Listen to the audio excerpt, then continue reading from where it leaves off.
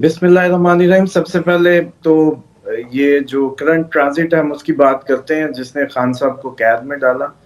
जैसे कि आप जानते हैं कि जो कैद की तारीख थी जब मैंने दी तो वो एक्यूरेट बैठी, तो वो तो 30 अक्टूबर को ओवर हो गया है। अब अगर देखें तो राहु केतु ने जब अपनी जगह छोड़ी तो अब इसके बाद कभी भी खान साहब की आप लोगों को रिहाई की खुशखबरी मिल सकती है, जिसमें नवंबर को हम कह सकते हैं कि खान साहब के लिए कुछ बेहतर होगा। हाँ, लेकिन इसमें एक लाइफ थ्रेट का कुछ डेज हैं जो कि 17 नवंबर से पहले-पहले बन रहे हैं। 9-10 से लेके 17 नवंबर तक खान साहब की लाइफ को थ्रेट है। 7 डेज समझ लें या 8 दिन समझ लें। बस वो 17 नवंबर अगर गुजर जाए तो फिर काफ़ी सेफ ज़ोन में होंगे वो। और 30 दिसंबर के बाद